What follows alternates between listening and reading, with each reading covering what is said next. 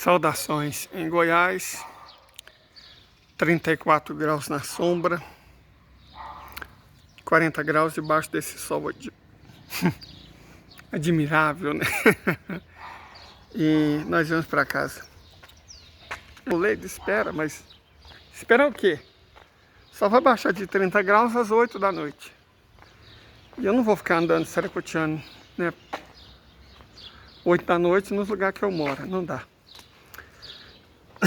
Vamos aguentar o calor, andar devagarzinho que vai dar tudo certo. Enquanto isso, gente, deixa eu trocar umas ideias com vocês aqui. Seguinte, eu falo bastante da situação econômica dos Estados Unidos, falo da China, da Federação, falo até da Índia. Mas por que eu quase nunca falo da Europa? Olha, a verdade é que ela está deixando de ser relevante. Na verdade, ela já deixou de ser relevante. O jornalismo brasileiro, muito preso ao passado, a construção de uma narrativa, ainda age como se Londres, Paris, Berlim fossem de suma importância para o mundo. Não é. Já foi, não é mais. E vamos tentar explicar isso. Seguinte, historicamente, nós já dissemos que o Ocidente surge na Europa, certo? O capitalismo, o Estado Nacional, surgem ali no século XI, né? Primeiro na Inglaterra, depois França, depois Portugal, depois Suíça, Rússia, aí Suécia, aí Espanha. Os estados nacionais vão se formando, certo? Explicamos a relação estreita que existe entre a criação do Estado Nacional e o embrião do capitalismo. Então, o Estado Nacional é uma espécie de estrutura política do capitalismo, pelo menos da maneira como ele surge. E o capitalismo é a estrutura econômica. Faltava uma estrutura ideológica, que é o Ocidente. O Ocidente tem como data relevante, considerando tudo que ele representa e o que ele é de verdade, não estamos falando de narrativa, feita por eles mesmos, estamos falando do que o Ocidente é de verdade. Um sistema parasitário baseado no roubo, na expropriação, na expoliação, na escravização, na utilização de recursos e riquezas de outros, no roubo dessas riquezas. Então a gente pode considerar que o episódio fundador do Ocidente foi a tomada de Ceuta pelos portugueses. Então, se a gente pode dizer que o episódio fundador dos Estados Nacionais foi a conquista da Inglaterra por Guilherme o Bastardo,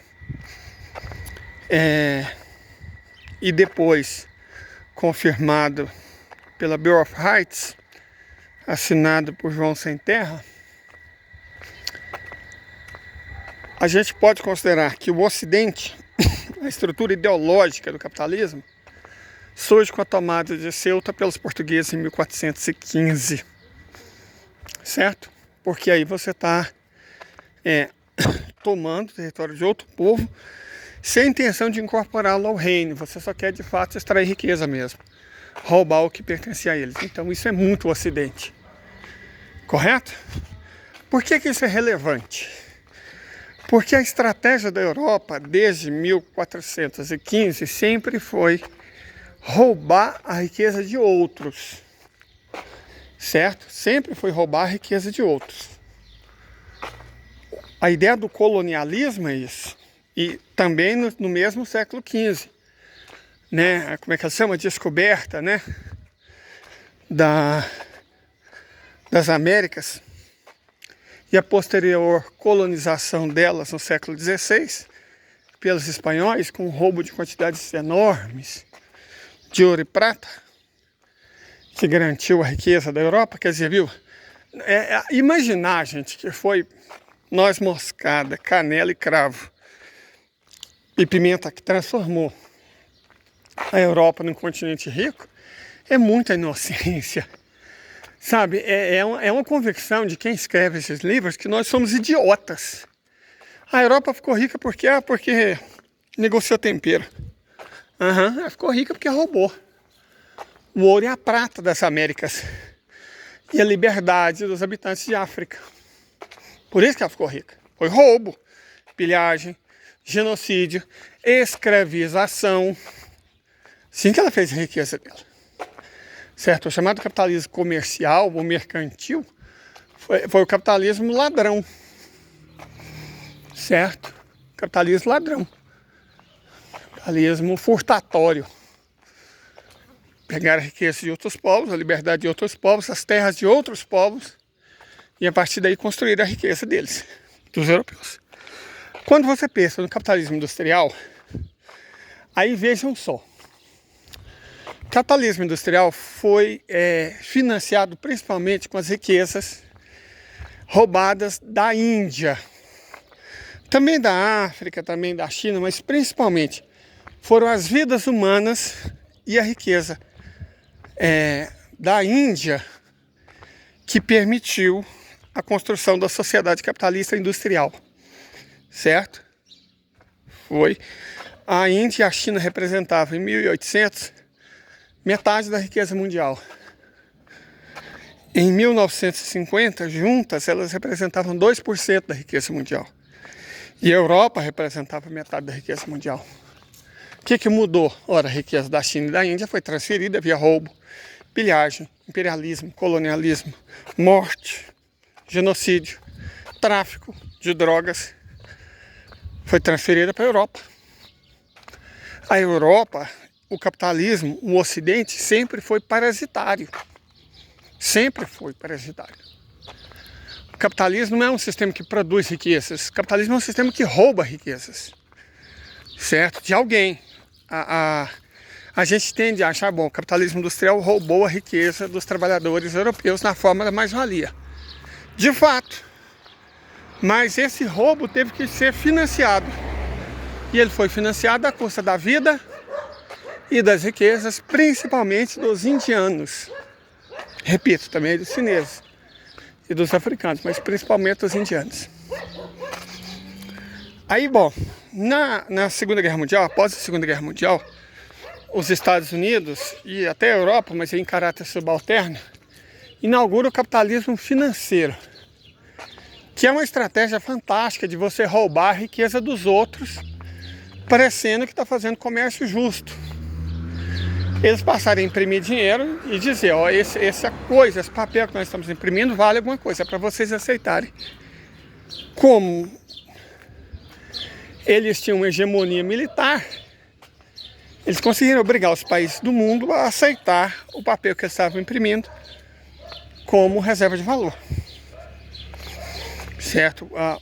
A libra esterlina entrou em declínio, franco é francês, marco alemão, florim holandês, escudo português, peseta espanhola, deixou de existir. Foi substituído pelo trambolho chamado euro. Mas a questão aí nem era essa. A questão é que moedas fiduciárias de países ocidentais passaram a ser reservas de valor. Certo? E aí o Ocidente chegou à brilhante conclusão, capitalismo financeiro, né, neoliberalismo e tal, que não precisava mais produzir.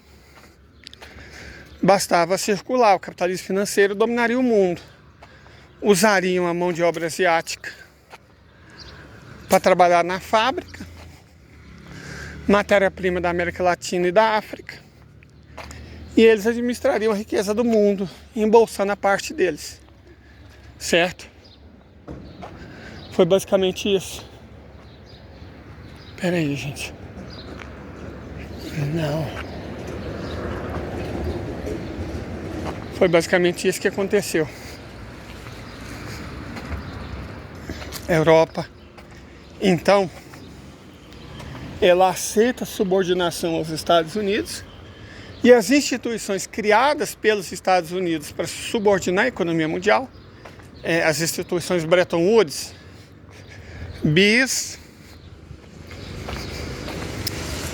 Banco Mundial, FMI e posteriormente a OMC.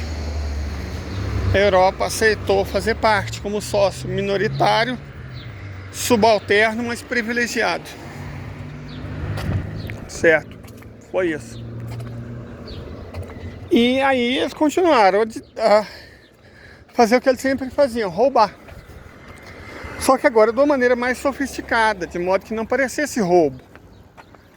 Certo? De modo que não parecesse roubo. Através de grandes corporações. As corporações, as corporações financeiras, as corporações econômicas, os conglomerados, passou a ser o nome bonito de quadrilha, grandes quadrilhas. É uma quadrilha. O que são essas grandes transnacionais? São quadrilhas especializadas no roubo. Quadrilha especializada em roubo.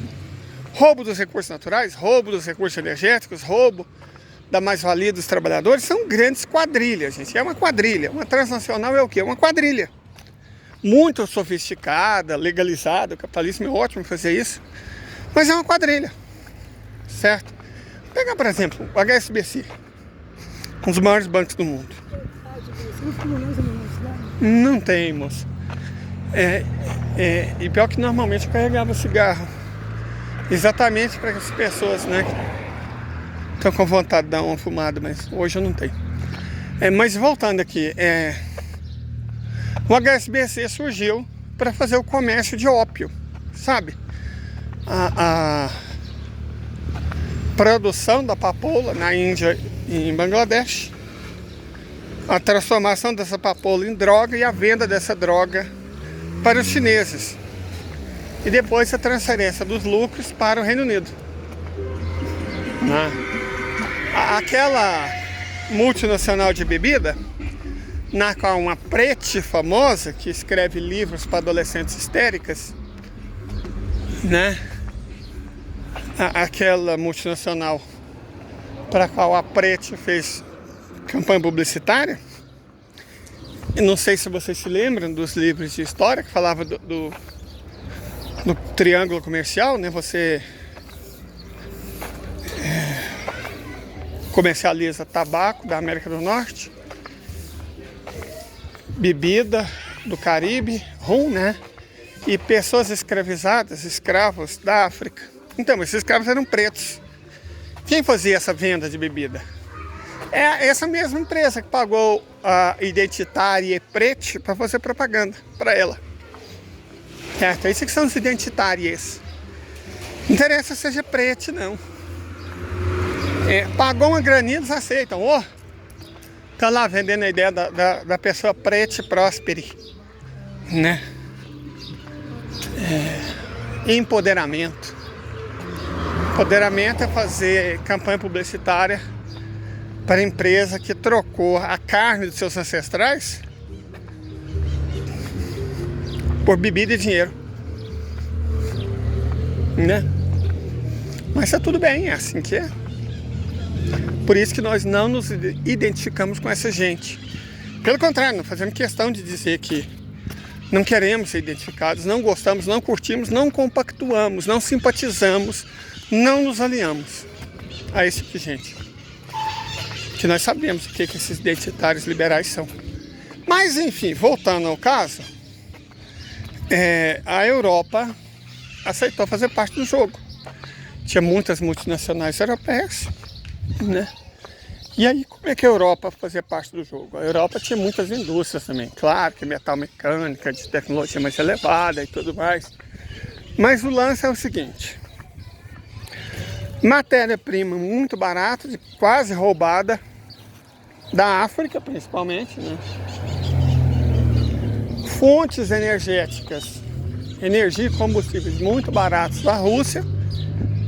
E aí uma mão de obra qualificada transformava tudo isso em produtos industriais. E a Europa ganhava rios de dinheiro.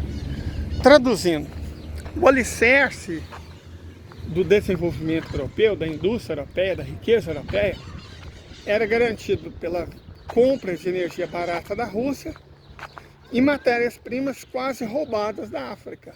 Era assim que a Europa se mantinha, como uma potência econômica, comercial e política relevante.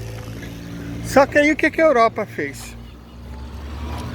Para atender os interesses dos Estados Unidos, dos americanos, a liderança europeia, passar por lá de baixo que está mais sombreado, mais fresco. A liderança tá difícil, gente. Aqui tá um sol para cada goiano, olha lá, o danado, ó. Vocês estão vendo? Olha lá ele, ó. Grande, feroz. Um para cada goiano, aquele é o meu. A liderança europeia, para satisfazer os interesses dos Estados Unidos, interesse também destruir a Europa, né? O que ela fez? Ela sancionou os recursos energéticos naturais dos quais ela dependia da Rússia. A Rússia fornecia combustível barato, energia barata, petróleo barato, carvão barato, urânio barato, gás barato. Tudo isso em abundância para a Europa. Todo o sistema industrial europeu, principalmente o alemão, dependia disso. E o que os europeus fizeram? Abrir mão disso para agradar os Estados Unidos. Como consequência, a Alemanha foi para o saco. A Alemanha já era. A Alemanha já era. E a Europa inteira, na verdade, né? Está em recessão, empobrecendo. Se for. Certo? Tudo isso para agradar os Estados Unidos. A ideia dos Estados Unidos, acho que num instante de loucura, eles acreditavam que o petróleo que eles extraem há 170 anos ia durar para sempre. E eles poderiam fornecer para a Europa o gás e o petróleo que a Europa precisava. Claro, não com preço competitivo, mas, né, porque estavam longe e tal, mas na quantidade que os europeus precisassem. Só que acabou não sendo assim, certo? O petróleo deles começou a declinar.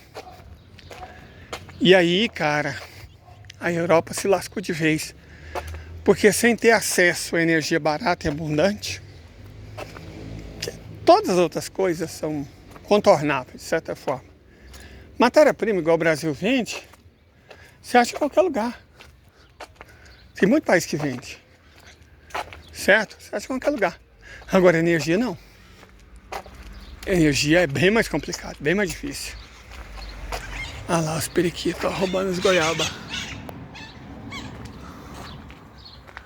Tadinho, a gente tem que entender dos periquitos. Se vocês for reparar, as cidades têm poucas árvores em relação ao cerrado que isso aqui devia ser. Então isso deixa poucos locais para eles ficarem e pouca comida para eles. Olha lá um ali, vocês estão vendo? Deixa eu ver se eu acho aqui. Olha lá.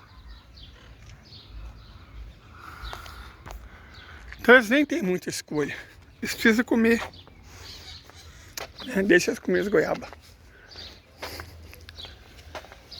Eles não plantam. E nós derrubamos o que eles comiam, então, né? Tá tudo certo. Enfim, enquanto eu pego essas jubebas aqui, deixa eu continuar minha repetição. Opa, achei ali um galinho bom. Jubeba é vida. Ai, peraí.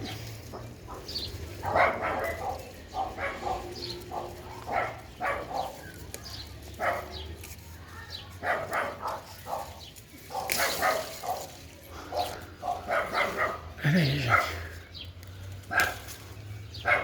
Nossa, o tanto aqui. Vou pegar só algumas, porque aí eu recolhi esses que caíram.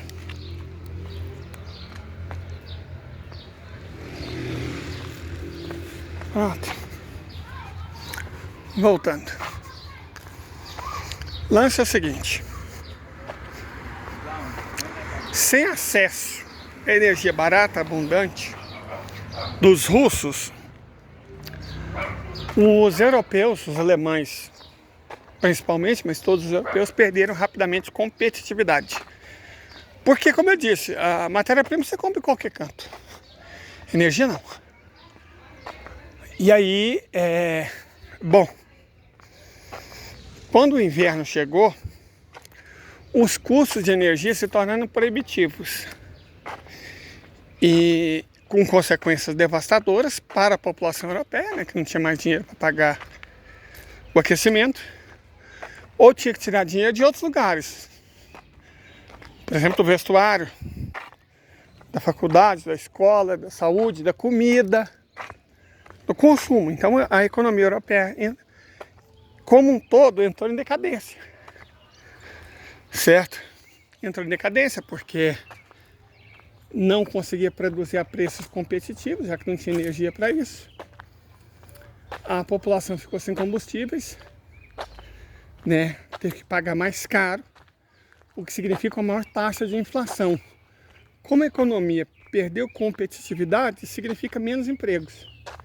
Então pensa uma situação em que há menos empregos, portanto os salários caem, mas os custos são maiores, portanto a inflação sobe. Desemprego mais inflação, bom, aí é ruim. A estagflação famosa, pérfida, perigosíssima para todas as economias. A Europa passou mais de um ano nessa, né? E agora vai voltar. Os russos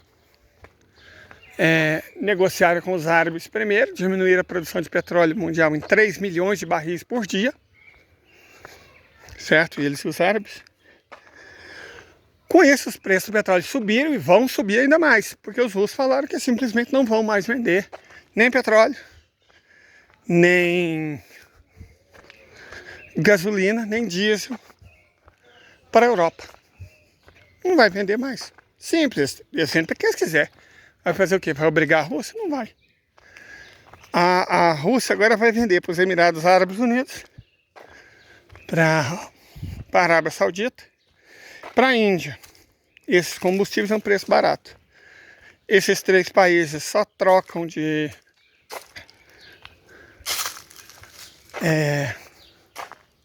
navio petroleiro e reembarca para a Europa, embolsando o frete, mas a diferença é uma graninha extra. Então é como se... Imagina que a situação geral dos preços do petróleo, combustível, né? Gasolina, querosene, diesel fosse 100. Aí a Rússia fala, não vou vender mais para vocês. Eu vou vender para a Índia a 90. E a Índia fala, eu vendo para vocês a 130. Pronto. E é o que acontece. Depois a Rússia fala, Índia, vou subir para 100, que era o que eu ganhava. Ok. Então vendo para os europeus a 150. A Rússia ganha, porque vende ainda mais combustíveis. A Índia, os Emirados Árabes Unidos e a Arábia Saudita ganham muito, porque com trabalho nenhum, é só importar, trocar de navio e reenviar. Eles ganham montanhas de dinheiro. Quem é que perde? Os europeus. Eles até têm acesso a petróleo, gás natural, diesel e gasolina. Só que é o mesmo petróleo, mesmo gás natural, o mesmo diesel, a mesma gasolina, 40%, 50% mais caro. E aí esses custos têm que ser repassados. Para quem? Para as indústrias, que perdem a competitividade, e para os consumidores, que tem que pagar muito mais. Numa circunstância em que as indústrias, por terem menos competitividade, demitem ou pagam salários menores. Então a situação da Europa fica crítica. Crítica, tá crítica. E aí, gente, a gente pode pensar, qual que é a solução que os políticos europeus estão buscando? Ampliar as sanções contra a Federação Russa. Ou seja, o remédio não deu certo. Qual que é a sua solução? Aumenta a dose. Quando eles falam que...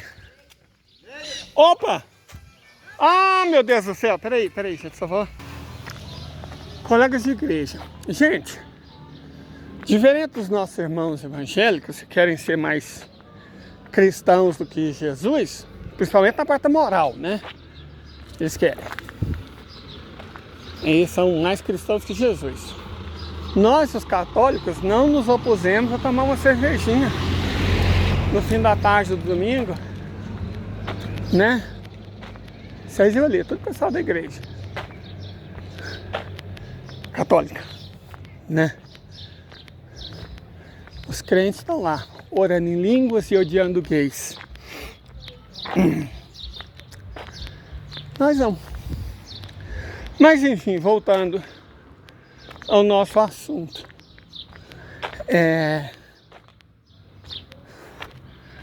Para a Europa, as perspectivas são péssimas. Ainda mais agora que a Arábia Saudita e Emirados Árabes Unidos vão ingressar nos BRICS. Quer dizer que eles vão alinhar ainda mais as coisas. Certo? Aí você fala, ah, mas essa guerra vai acabar algum dia, vai. Só que as empresas que já quebraram e as que ainda vão quebrar, não vão desquebrar. Como se você estivesse em guerra, desvivesse uma parte da sua população. E aí você fala assim, não, mas depois da guerra vai ter paz. Sim, mas os que já foram desvividos não vão reviver novamente, já era. Assim são as empresas. E outra, nesse meio tempo, China e Índia estão crescendo. Principalmente a China assumindo o controle dos recursos naturais da África. Certo? Visivelmente. Porque quando você fala Burundi, República Democrática do Congo, Angola, Sudão do Sul, Camarões, exporta matérias-primas, você está fazendo uma simplificação. Quem exporta são empresas. Se essas empresas quebram ou são compradas, substituídas por empresas chinesas, quem passa a ter controle dos recursos é a China. Esse é o ponto. Uma revolução nacionalista, que sempre pode acontecer, pode tomar o controle de algumas dessas empresas. Mas, para não desagradar o principal mercado, não vão fazer de forma que a China tenha prejuízo. Então alguém vai ter que pagar o prejuízo. Quem paga? A potência declinante, no caso a Europa. As empresas europeias tendem a ser expulsas dos países africanos. Já começou na França-África, né? Isso é França-África, já começou lá. Vai expandir. E com o tempo não serão só empresas francesas. Logo, logo vai chegar a vez das britânicas, das belgas, das australianas. Certo? Um a um os recursos naturais da África, que estavam em mão de europeus, ou vão passar para os estados nacionais nos quais eles estavam instalados, ou vão passar para a mão de chineses. Ou mesmo os russos, aqui na minha cidade. Minha cidade tem um punhado de mineradora e misturadora de adubo, indústria química. Originalmente eram estatais. Goiás Fértil, Metago. Depois foram privatizadas, Fernando Collor de Mello, para empresas nacionais. Aí, na época dos governos Temer e Bozo, foram vendidas para multinacionais. E, finalmente, nos anos recentes, a China comprou elas todas. A maior empresa do setor químico da minha cidade, que na verdade é uma empresa nacional, não vamos citar o nome dela, mas é uma empresa nacional, ela foi comprada pelos russos. Então, se você pega aqui na minha cidade, você tem a John Deere, que é americana, a Mitsubishi, japonesa, e o resto, você tem a Bunge, a ADM, que são americanas, né? Estão tudo no Distrito Mineiro Industrial, DMIC. No DIKIK, que fica para lá, Distrito Mineiro Industrial, fica para cá. O DIKIK, Distrito Químico Industrial, fica nessa direção aqui. Mas adiante. As empresas do DKIK são quase todas hoje chinesas e agora chegaram os russos. Isso significa que quem controla as reservas minerais e quem controla a produção química não são brasileiros, são russos e chineses. Isso vai acontecer no mundo inteiro. Certo? A substituição de empresas europeias, americanas, principalmente europeias, por empresas chinesas e doravante russas. É a vida, né? É a regra do jogo. E, evidentemente, todo o dinheiro que a Europa ganhava às custas de Catalão vai ser substituído por dinheiro que os chineses vão ganhar. E que os russos vão ganhar. É a empresa que os russos compraram, é do setor de adubo. Veja, Catalão tem minas de fosfato. O NPK, o principal fertilizante do mundo, é nitrogênio, fósforo e potássio. Nitrogênio é ureia. O maior produtor é a Rússia. Potássio, os maiores produtores são Rússia e Bielorrússia.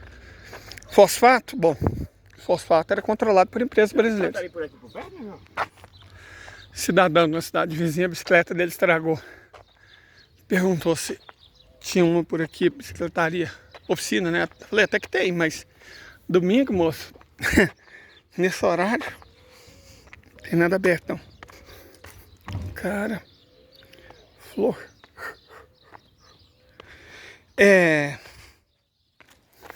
A situação é essa. Tá ruim, mas vai piorar bastante para os europeus. Já era. Eu amo essa flor aqui, minha mãe mais que eu. Ela chama de primavera, deve ter outro nome. E esse aqui a gente chama de beijo, mas certamente também tem outro nome. Esse aqui é Maria Sem Vergonha. Talvez também tenha outro nome. Enfim. Voltando ao caso da Europa. Mais outra coisa de Maria Sem Vergonha. Voltando ao caso da Europa, já era. Não tem muito o que ser feito, não. Ela vai se transformar em playground para idosos visitarem. O nível de renda vai cair muito, o nível de produção vai cair. E ela vai ser um ponto turístico com algumas indústrias. Habitada por idosos, feita para idosos. É o destino. Mas foram eles que escolheram, né? Para salvaguardar os interesses dos Estados Unidos. Espero que tenha valido a pena. Para nós, eu espero que valha a pena a oportunidade que eles estão nos deixando. Oxalá. Até a próxima. Muito quente. Eu vou tentar editar esse vídeo. Tomar um banho. Vestir uma roupa mais leve. E esperar até amanhã, né? Seja o que Deus quiser. Boa sorte aí para vocês também.